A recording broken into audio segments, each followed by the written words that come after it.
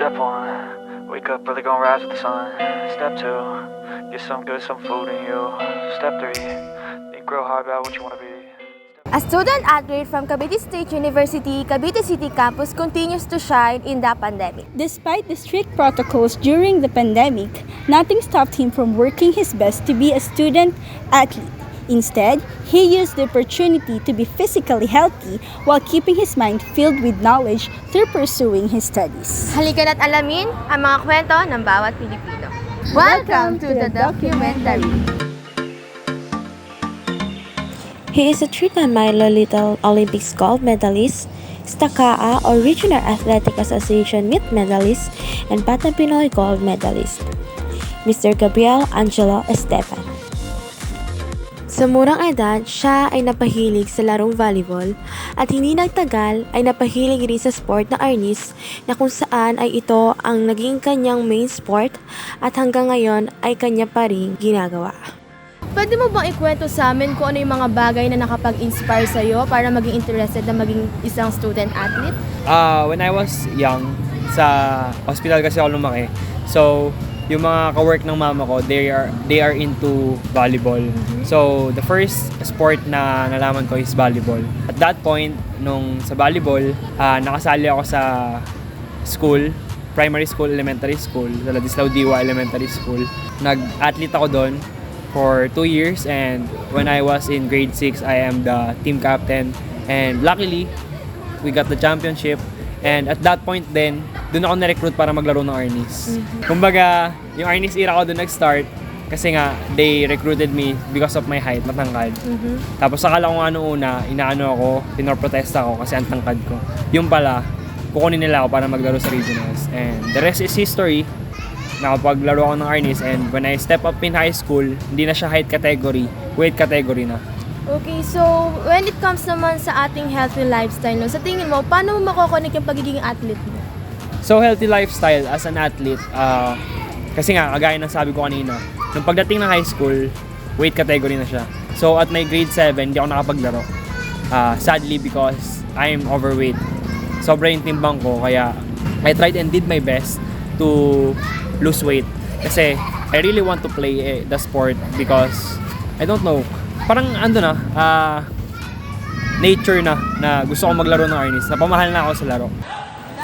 Hindi naging madali ang kanyang pinagdaanan upang makapaglaro sa high school dahil siya ay overweight. So, kahit ano lang ako nun, around 14 or 15 years old, nag-diet talaga ako to lose like 12 kilo para makapaglaro. And, syempre, the most important thing when you want to be healthy is discipline. Kasi bata pa ako noon, syempre, pag bata ka, kain ka lang ng kain. Yun, pagdating ng high school, discipline to play the sport. History in the making!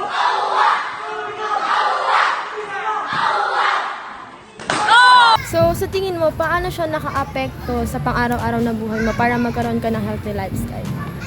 It helps me a lot, lalo na nung pumayat ako. Kasi, syempre, nung bata ka, ramdam mo sa sarili mo na mabigat. Mabigat yung bawat, di mo yung may point na hindi mo kaya yung sarili mo. Kumbaga nahihirapan ka sa mga drills sa trainings.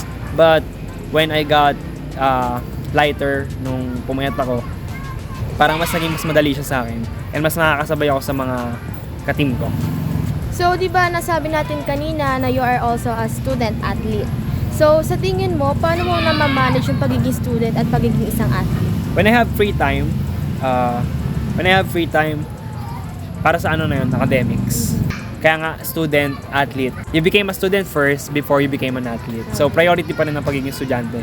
Kasi may season lang naman siya na, ito yung season games mo. So, pag hindi naman season ng paglalaro mo, syempre, full-time student tayo.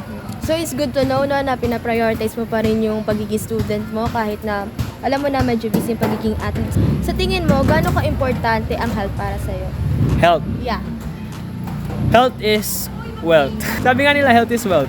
When you're healthy physically, emotionally, mentally, spiritually, you can do everything.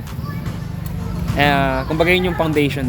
If you're not healthy with that parang you can't function well. So, that's how important for me the health. if you're in good condition, you can manage and do well in whatever you wanna do. Sabi ko sa inyo, walang vaccine, walang eskwela. So Gab, how did you became a part of the CVSU Arnis? Naging part ako ng CVSU Arnis nung online class during the pandemic pa. Luckily, I was messaged by one of my competitors during the high school days. Kasi kalaban ko sila dati, Team Dasma sila and ako, Team Cavite City. When we come into college, online class nga, I was in the first batch of online class. Yung idea ko noon is, hindi makakapaglaro kasi na-stop, pandemic, nasa bahay lang, stuck. Pero minessage ako na magkakaroon daw ng SQA or the State Colleges University Athletic Association ng Region 4, buong Region 4. Region 4A and Region 4B. Sa tingin ko doon ako maswerte na sa recruit. Kaya, yun, I grabbed the chance. Nagte-training kami every weekend sa DASBA. After that, pumunta kami ng CVSU Indang, doon kami nag-training for like full week. Lock-in kami doon for the safety kasi nga pandemic. Dasong Bugay, handa! Bugay! Po! Salamat! Maraming salamat po mula sa CVSU Arnis Team! Huha! That was memorable for me kasi it was my first time playing for the CVSU or the Cavite State University. Imagine it's a regional competition. It was really unexpected. So, kamusta naman yung experience mo dun sa paglaban mo sa regionals? High level of competition.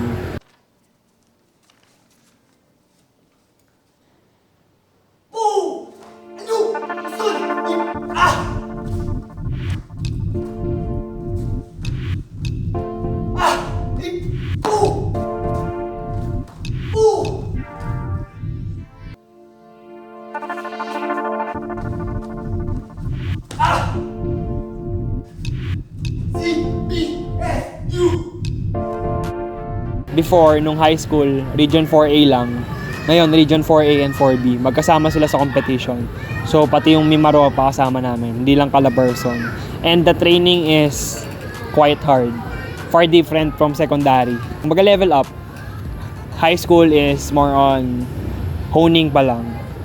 Honing the strength. But in college, more on gagawin ka talaga nilang, kumbaga, push yourself to the limits. Hindi ka titigil hanggat di mo nakukuha yung limits mo.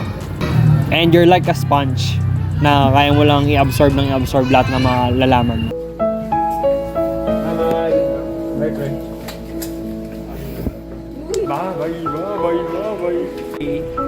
Uwi na. Malit ako katabi ni Jamil. Takot na pa ako.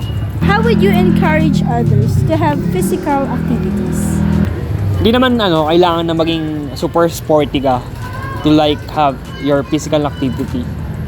Yung mga napapanood ko online, I think that was effective. That is effective. And that will be effective to those person who will do this. Na 10,000 walks a day is a good workout or exercise for a human being. And I do encourage everyone to work out and be physically healthy. When you're healthy physically, parang natatrain na rin kasi yung mind mo. So, affected na yung mentally mo. So, dahil nga isa kang student, tapos kasabay nun ay naging isa ka ring atleta, bilang isang estudyante naman, gaano ka-importante sa'yo yung pag-aaral? Education for me is very important. Especially, I'm a future teacher. I'm an aspiring teacher. I am the one who's going to impose to the young ones na to evolve. Kumbaga, how will they learn? So, education for me is a lifelong learning. Kasi nga, teacher. Tapos, educating, yun yung parang yun yung mindset ko ngayon na I want to share my knowledge to the young ones kasi I do believe in saying ni Dr. Jose Rizal na ang kabataan ang pag-asa ng bayan. And us in the middle or young adults are the one who's going to hone them to become a better person in the future. And education is really a big thing for a person. Whereas it will help you to become who you are. Lalong-lalo na to become a competitive person inside the school and outside the school when you already in the reality space. Siyempre may mga students out there na gusto rin nila maging athlete pero maaaring may fear sila.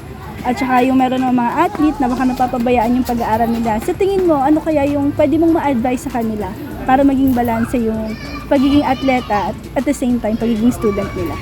The most important thing about being a student athlete is having discipline. Discipline while enjoying. When you have discipline, you know your priorities. Palagi nyong i-prioritize yung studies nyo. Sabi ko nga kanina, you became a student first before you became an athlete. Parang ako, ngayon, di na ako full-time na athlete talaga. More on, yung goal ko is to share knowledge na to the young ones. And I want to be, soon to be a coach, di ba? Balance lang. Enjoy nyo lang.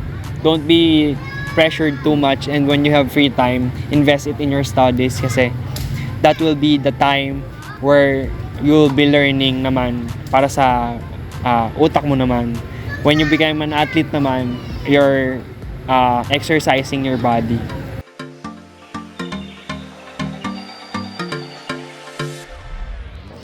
Malayo na ang kanyang pinagdaanan, ngunit mahaba pa ang kanyang daang tatamuhin. Kasama ang kanyang advokasya, alagaan ang ating mga sarili at mag-aral na mabuti. Muli, ito ang The Documentary. Tayo na't alamin ang mga kwento ng bawat Pilipino.